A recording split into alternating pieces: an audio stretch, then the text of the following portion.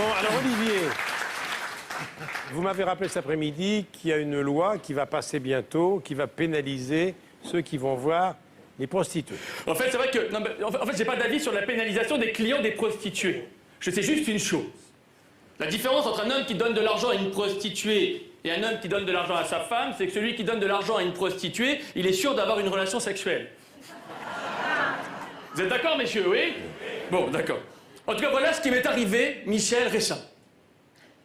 L'autre jour, alors que je rejoignais ma voiture mal garée en double fil, une femme sur le trottoir, habillée en bleu, me dit « Pour vous, ce sera 75 €. »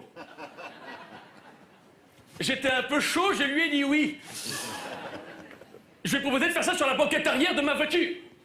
Elle a eu une réaction bizarre, elle a appelé des renforts. Oh, oh, super, appelons à plusieurs.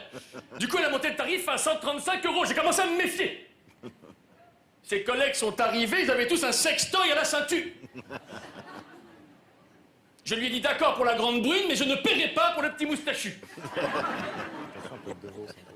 Je suis monté dans leur fourgonnette, il y avait là un client très excité. Il envisageait même une relation sexuelle avec le petit moustachu. Il n'arrêtait pas de lui répéter « Je vais te défoncer !» On est arrivé dans une maison close, j'ai été reçu par l'atelier. Dans son bureau, il y avait le portrait d'un flambi à lunettes dans un grand jardin. J'ai demandé à l'atelière ce qu'elle comptait me faire. Elle m'a dit « On va commencer par un rapport. » Enfin! Elle a ajouté que je pouvais garder le silence. Je lui ai dit « Oui, mais si vous voulez crier, allez-y, je suis habitué. » Le petit moustachu m'a conduit dans une chambre, il m'a dit « C'est moi qui commande. » Je lui ai dit « Si c'est toi qui commandes, je vais prendre un mojito. » Il a menacé de me mettre au trou, je lui ai dit qu'il était mignon, mais qu'il n'était vraiment pas mon genre. Pour autant, je me suis mis complètement nu. L'atelière est arrivée, elle m'a demandé d'écarter les jambes en mettant les mains sur le mur. Ah non, super, une position que je ne connaissais pas. Oh, oh. Elle a enfilé des gants, elle a commencé à me toucher, elle était plutôt douée. À un moment, étonné par l'endroit où elle rentrait sa main, ou plutôt son index, je me suis brusquement retourné, elle a hurlé. Je venais de lui casser son doigt.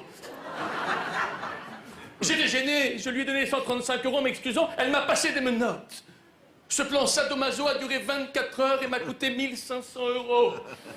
Alors peut-être que les maisons closes sont un succès, mais les victimes de ce succès, c'est nous! Olivier de Benoît.